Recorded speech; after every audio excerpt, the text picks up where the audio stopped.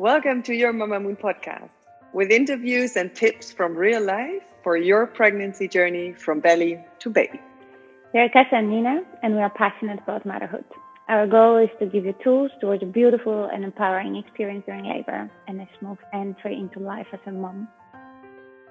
Hi everyone, and welcome back to the next episode of the Mamamoon podcast. We're super excited that you're with us today. Today we're going to talk to Brittany about her birth story. It's the first birth story that we're sharing on our podcast, and we're super proud that Brittany agreed to share her story with us. As usual, comment, like, share, whatever you feel like, but let us know that you love this episode and all of the others as well, helping us a lot so we can keep bringing the good stuff to you. And let's dive right in. So Brittany was one of our Mamamoon moms who joined us during a one-day retreat in Amsterdam, actually, together with her husband. They both live in the Netherlands. Brittany is American by nature and moved to the Netherlands a while ago, and love got her stuck in the Netherlands, I should say. Yeah. So now she's living there and just had her little baby boy. Who you can see here, and we're super proud, Brittany, to have you on board. You've had the most amazing birth story, and I think there are so many lessons and so many tips and important inspiration that moms to be can take out of your birth story. That we're very grateful that you agreed to share this with us. Thanks a lot for being here with us today. Yeah, thanks for having me. You maybe want to give a bit of an introduction of yourself from your side. Yeah, sure. I'm Brittany. Yeah, I'm Brittany. This is Declan. I met my husband in Thailand 4 years ago. Actually, the week that he was born, we hit 4 years that we met in Thailand, which brought me to the Netherlands. Little boy here is trying to work, I think, on a poop. He's a little bit crampy, but yeah, we have some good times. Definitely loving motherhood, and thanks for having me. Excited to share my story. Hopefully it can help some other women trust their instincts and just the process of birth and becoming a mother. Absolutely. Thank you so much, Brittany. And so before we even get to birth, maybe you can tell us a little bit about your pregnancy. Yeah. Was there anything other special than global pandemic happening around? Oh, buddy, we were very fortunate that we conceived the first literally the first moment we tried. It was exactly, I think, 2 weeks after we got married, in the middle of a pandemic last year. And so, yeah, we were very fortunate. Everything really from the get-go was very nice. I really, now looking back, really enjoyed pregnancy.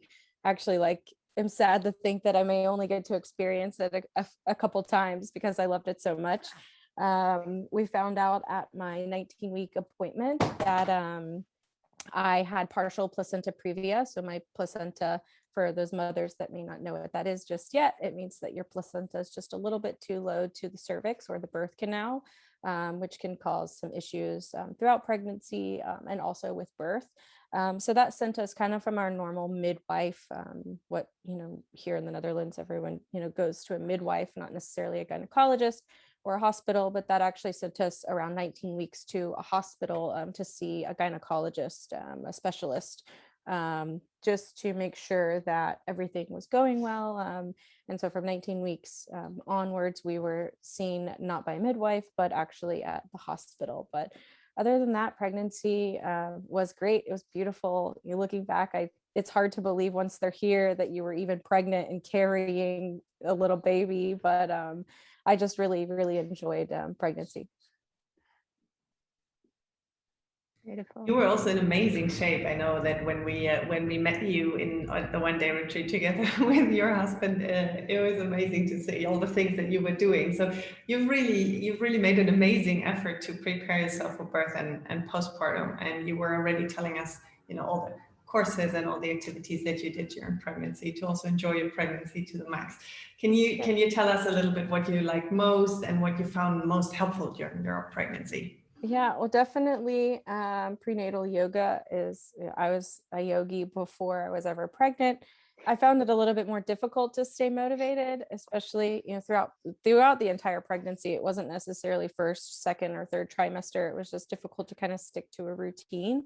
But I did it when I could. And that was definitely one thing, because that just introduces breath in general.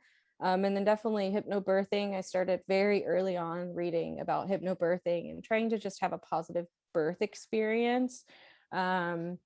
That was also very helpful. And also reading other women's stories, researching, hearing other women who may have had a bad birth experience the first go round and really wanted to have a positive the second, which led me to Mama Natural, actually her book, because she actually had a first very traumatic birth, and then she was determined to have a positive birth experience and started sharing her story. So for me, it was definitely kind of between the yoga, the hypnobirthing, and then Mama Natural that really helped me prepare throughout pregnancy, and then also for prepare for labor and delivery.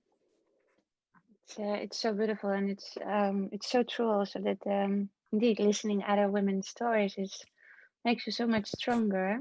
So yeah, thanks again for also sharing yours, because I'm sure there's a lot of inspiration there as well.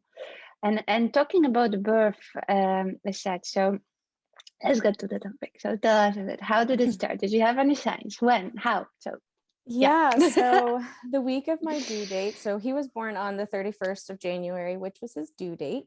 He's a part of the 3% born on his due date. And I'm a part of the 5% of women, or 10% of women whose water breaks on naturally.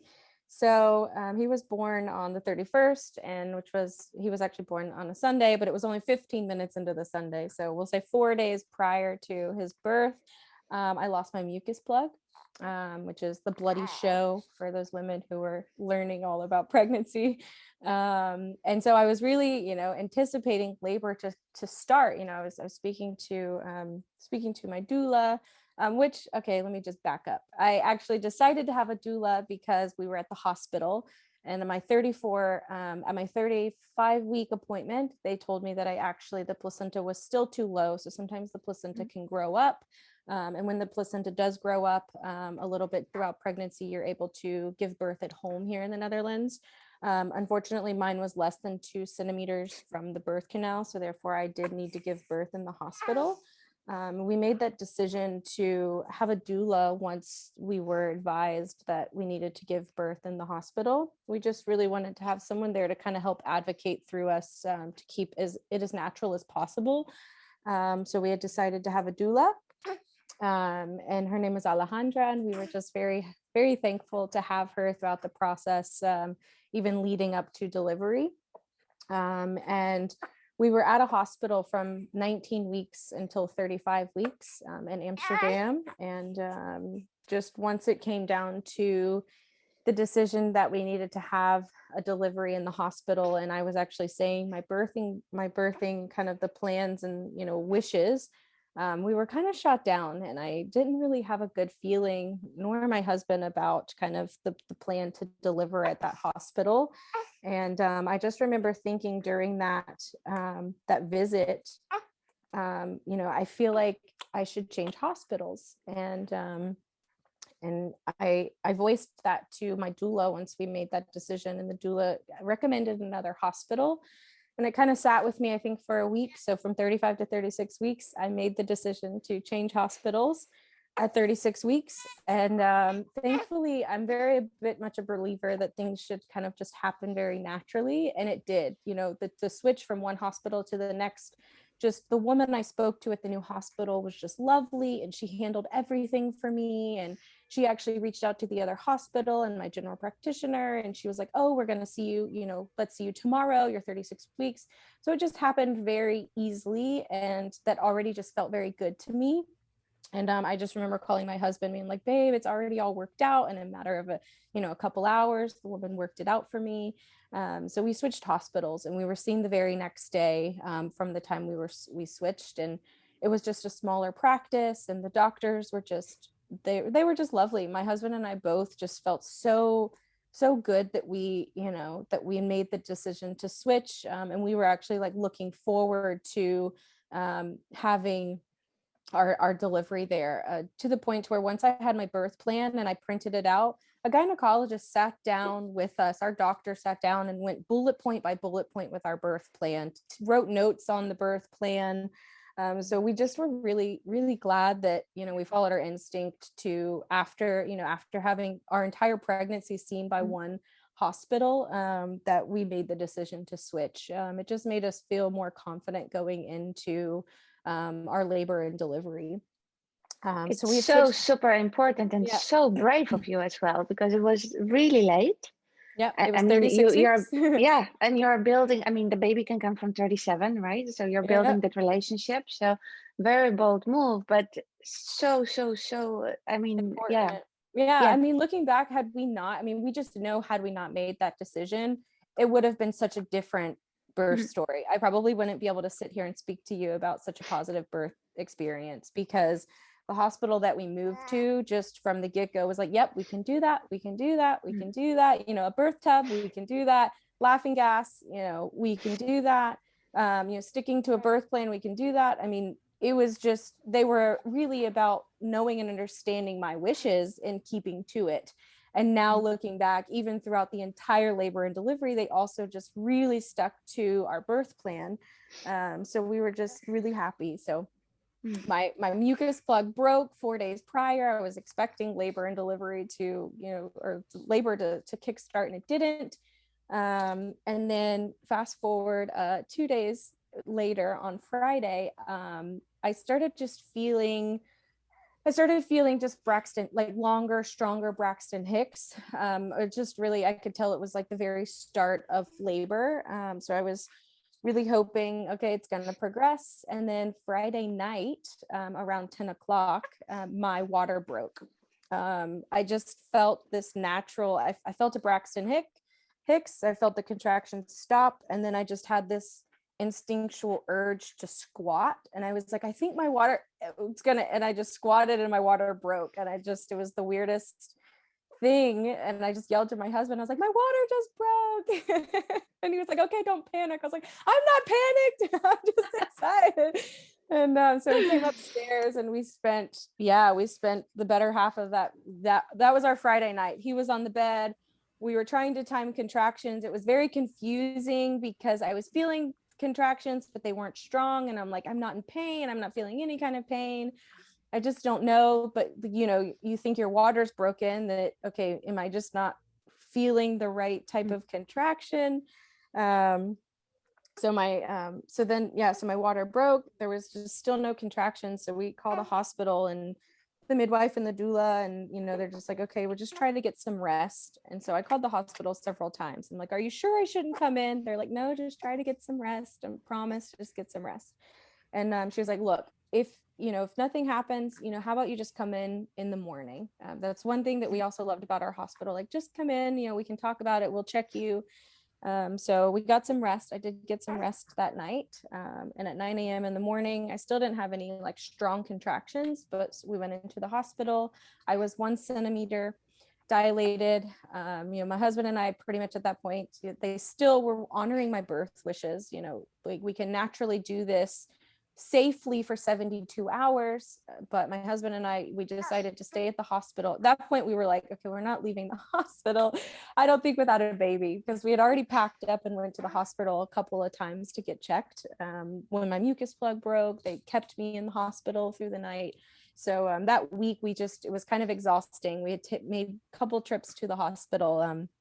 So the day my water broke and we went in, I just had that feeling that I needed some help, because we had reached almost 24 hours after my water broke, and then I had also lost my mucus plug, and I just had a feeling that I was going to need some help. So my husband and I, my doula, discussed it of, at this point, yes, we could wait 72 more hours, but I'm going to be mentally and physically drained if we still end up that I need to be induced. So we made the decision to go ahead and take the Pitocin to be induced, because I was mentally, physically ready for the delivery. I could have waited 3 more days, but like I said, I may not have been physically ready to just truly deliver him. And then we could have had more interventions or needs for, things that I didn't want, like an epidural. Hey, bud. So we got induced. My body actually ended up taking the Pitocin well. I didn't even need the entire dose before my body kicked in. Oh, bud, you're a little crampy. So for new moms, this is what you call cramps. When the baby's intestines are starting to develop within the first 3 months, they have little spurts of cramping. Oh, buddy. They just need some mommy time and some massaging. So we took the Pitocin, and I got to 3 centimeters around 9:15. They checked me, and then the things started really heating up. Then I started feeling the real contractions that you're supposed to feel with labor. Oh, buddy, you're okay. It's got you. So from 9:15 to 12:15, we had dilated from 3 centimeters to baby in arms. It was a very intense, it was a very quick labor and delivery, not something that I was anticipating, but I definitely think, I truly believe that it may have been because I had practiced the hypnobirthing. So from I guess looking back now, I was dilating a full centimeter in about 15 minutes time frame. So from about 3 to 4 centimeters, I ended up begging for an epidural. And I went into this, no epidural. I don't want to be offered an epidural. I know the side effects can be long-term. I don't want one, but I ended up begging for one. I was looking everyone in the eye saying, I'm sorry, I can't do this. I want an epidural. I want an epidural. And this is where the importance of having a good team around you, because the pain that you're feeling or the intensity that you're feeling can really be a blocker for even yourself, no matter how much you prepare. And it was really my husband just advocating for me in that moment of looking at the doctor and saying, I want to get the birth tub in here, and I want to get it in here as quickly as possible, because I know that when she gets in the water, she's going to forget about it. And it was true. Within 15, 20 minutes, oh, lovey, here, let's massage it. Let's massage it. Oh, buddy. You're okay. Otherwise, he's gorgeous. Yeah. Great. So as soon as we got the tub in there and I got in the tub, I just immediately was like, oh, you're right. You're right. This is what I needed. This is what I needed. And I was able to just get back into my zone. And one thing that everyone was really complimenting me on was how calm I was throughout the process. And yeah, I lost it for a few contractions. But once I got into the tub and back to my original plan, I just was able to really concentrate on my contractions and my breathing. And I just was able to zen out. And I just remember in between the contractions, just like how good I felt. Just, wow, I just feel so good. And I remember saying it out loud, like, I feel so good. This is amazing. And I just was able to really like get in the tub and just do my thing. No one was telling me not to bear down. No one was telling me what to do. I just went with the instinct of my body naturally. And if I felt like I needed to push down, I was pushing down. And my doula had left to get tea, and she came back and she was like, they're going to come in and check you. But little did I know until after the fact, they actually had already told her out there, like, she's ready to push. And that was within an hour and a half that I was able to, like, I was ready to push. And so they came in, the midwife checked me, and she threw her hands up in the air. She was like, you're 9 centimeters. And it was, yeah, truly had to have been, because I was just really breathing and I was doing what my body felt. It wasn't that I was up on a bed with my legs up, which is perfectly fine. But in those moments, someone can tell you to kind of stop or hold. I didn't do that. Like I said, if I felt like I needed to kind of bear down and push the end of a breath, I was going with my body. And I was just truly relaxed throughout. So I really think that, looking back, by the end of it, and I was pushing, I was actually saying how much I loved the pushing aspect. You know, I was just like, I love this. In between contractions, I had everyone laughing in the room because I was like, why do women get an epidural? This is beautiful. Feels so good. And they were all laughing. Of course, I made the joke because I had been begging for the epidural. But, you know, looking back, it was exactly bullet point to what I wanted. They actually gave me the birthing plan, the piece of paper back, and it was all wrinkled and crinkled because everyone had read it so much. Like our staff that was on at the hospital had read it so much, and it was to the bullet point, the birth plan that I had put together. And he was in the arms, and she was about to cut me. I really didn't want to be cut. I really wanted a natural tear, and it was to the point to where she was checking him on the monitor, and he was under distress because I had been pushing. I pushed longer than I actually dilated, which is, I don't know who does that other than myself. But at that point he was in distress, and she was like, Britt, I'm going to have to make room for him to come out. And I just said, no. And it was just what I needed. And he was out. It was just like that next push. As soon as she said that, I was like, no. And I pushed him out, and he was through. And it worked. Ended up that the umbilical cord was around his neck. So he was he was in distress just from the amount of time that I needed to push. But no, it was really good. And yeah, like I said, the team around you, the people that you have around you to advocate for you, when you're in those moments, because it's true what you read, you can just really throw everything out the door when you were deep in it. But yeah, it was good. It was fast. It was intense. I don't think the next one can be faster, but they say your second pregnancy is faster. Your second delivery is faster. But no, it was good. It was fast. It was intense. But yeah, he's here.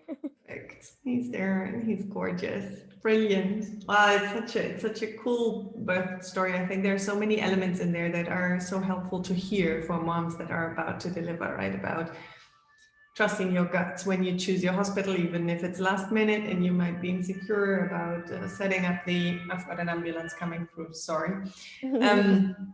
About setting up your birth plan and finding somebody that respects it and really helps you to stick to it. And how your husband supported you and advocated for you, and having a doula. So many things that I love in this story. Out of all of this, and when you look back at the whole experience, I mean, you already said there are a number of things that helped you going through through each phase. Do you want to, if you had a tip for moms to be, what would be the elements that you would really say, make sure you've got them, whatever comes? Yeah. One, just your birthing partner, your husband, just that one person that when you're not thinking straight because you're feeling the intensity of labor, that they're there for you, and that they don't necessarily, like, they know and understand your best interest, even when you may not be seeing clearly.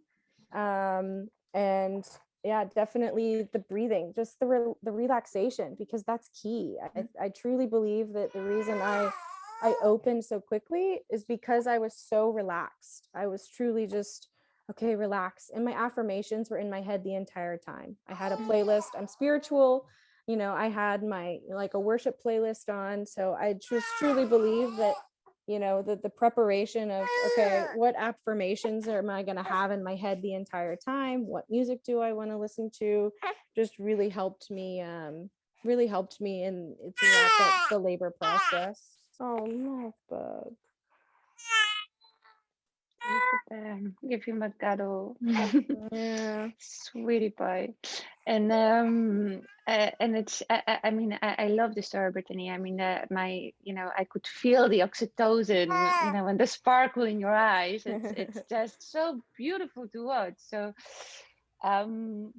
and now it's been a couple of weeks, and you everything is of course still new, because it's every day is different, right? It's you learn new things, and if you think about the fourth trimester, so preparing for those first weeks after, would you have any tips or sharing anything with expectant moms?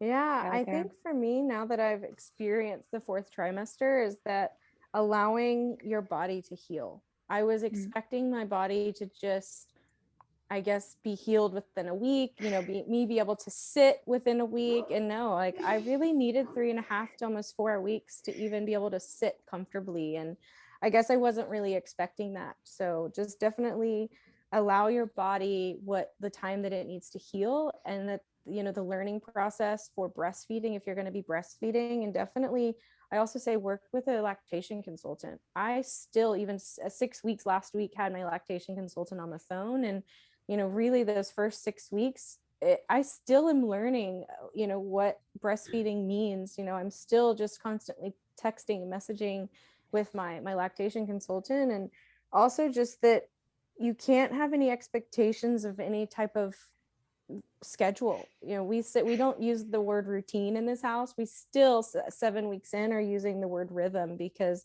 a rhythm kind of changes, it flows, a routine is kind of set.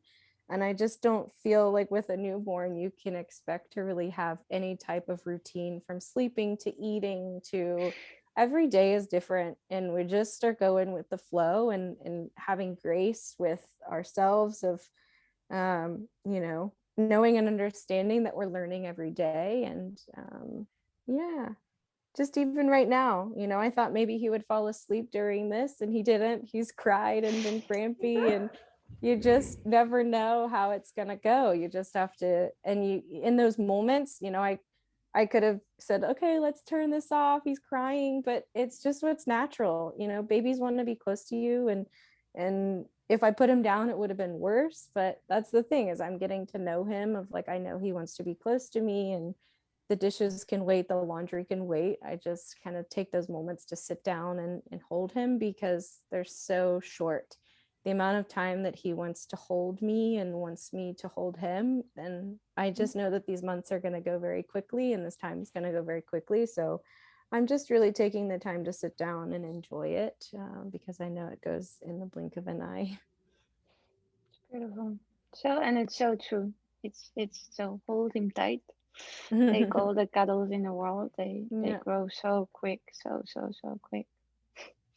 And it's also about being being patient with yourself, and loving yourself, and giving yourself the permission to just do what feels right at that moment, and sort of break free from that constant pressure of having to do this and having to do that and thinking about this. No, I mean, postpartum simply takes time.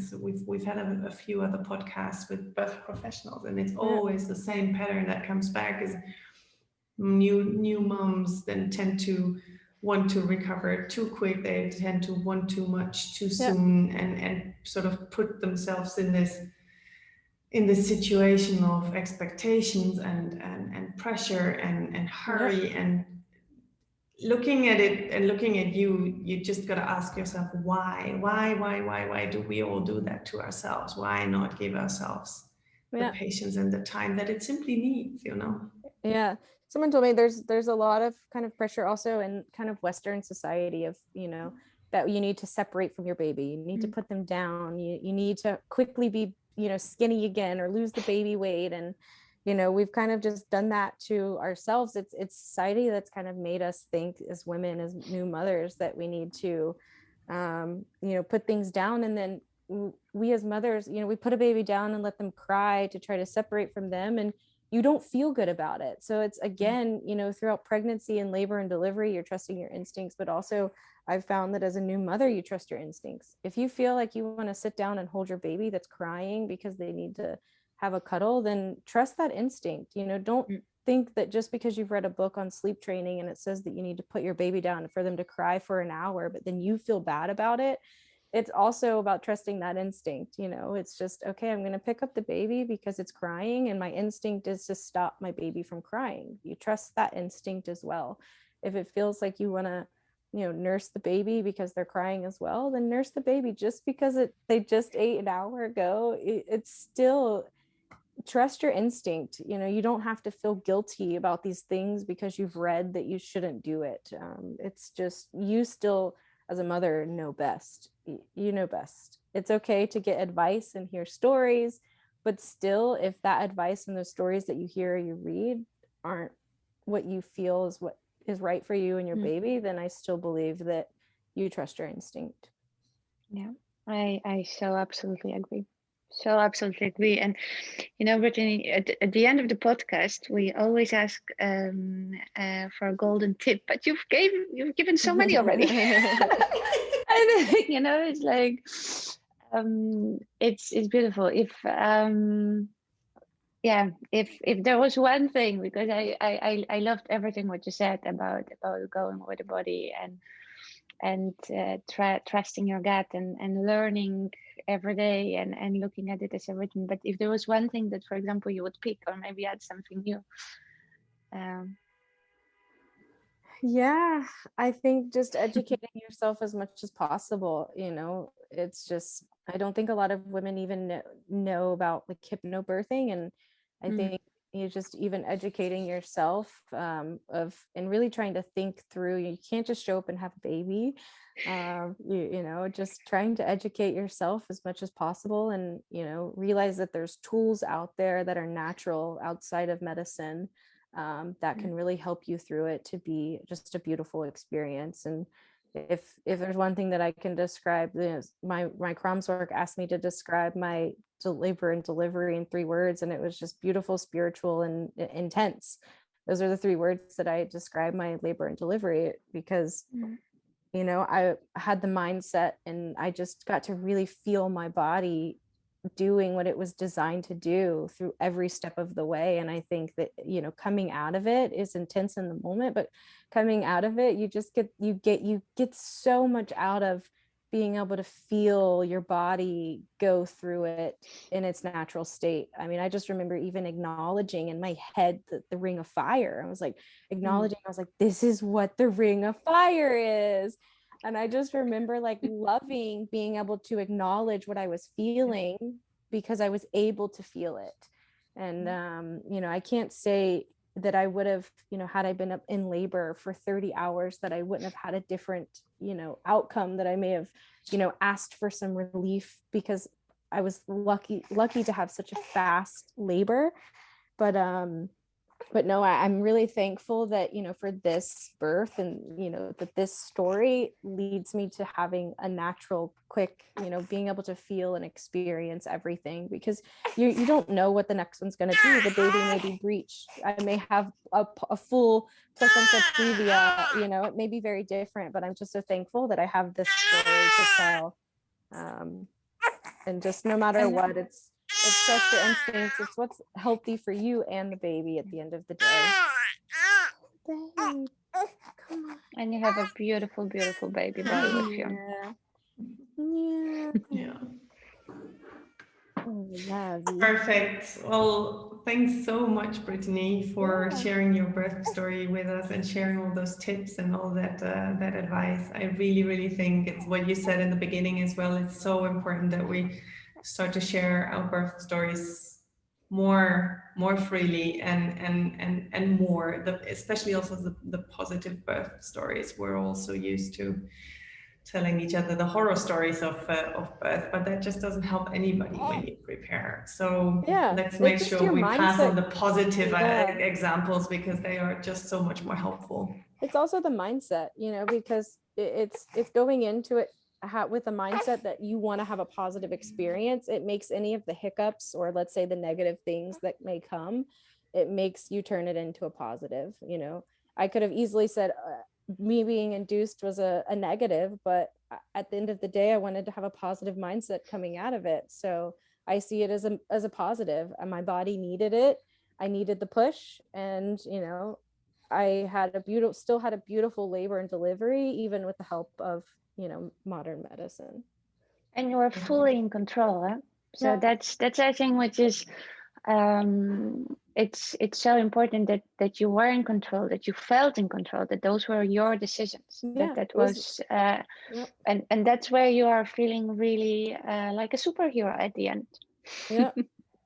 Yeah, because they didn't even suggest it. You know, the birth team, my midwife, they waited completely for us to suggest it. And at the end of it, she was like, I'm really glad, I do believe that this is, a really good decision that you've taken. But she, the hospital that we were at, they just completely waited for us to make that decision. And I think looking back too, that's something that we're really thankful for. Like I said, importance of, the people and the team around you, that they're ultimately putting your wishes first, not what makes sense for the hospital or their team, that they, they're putting you and your wishes first. And we were really thankful for that looking back. Thanks so much, Brittany. Yeah, thanks for having me. Great that you shared. Yeah. Thanks for having Everyone us. else. Again, Brittany just shared her story. We loved it. If you loved it too, again, leave us a thumbs up, leave us a like, leave us a comment. We'd love to hear your thoughts around it. We'd love to hear how you think about maybe your own birth experience and how you received Brittany's story here. Brittany, are you open for people reaching out to you and asking questions? And if so, where can they best reach you? Yeah, absolutely. You have my email, as well as my Instagram handle is it's Brittany. It's my name, Brittany_Ray. I'm happy to also share, my doula. She is located here. My Kromzorg also has been super helpful. She's also a lactation consultant. I'm happy to kind of share my team that helped me get through it. My hospital names, I didn't want to say them out loud here, but if you're interested in you're in the Amsterdam or Amstelveen area, or and you're interested in that, I'd love to share that out further. Yeah, perfect. We'll make sure to also drop your Instagram handle down in the show notes so that people, if they are interested or if they have any more questions, can reach you. Thanks so much, Brittany. It was a great, very inspiring episode again, and we're loving to see how little Declan is developing and how the three of you are doing, and we're sure we haven't seen the last of you. Thanks so much for listening to our Mamamoon podcast. We would love to see you again, so make sure to subscribe so you don't miss any new episodes. Also, for more information and to stay up to date, check our website mamamoon.me and our Instagram and Facebook.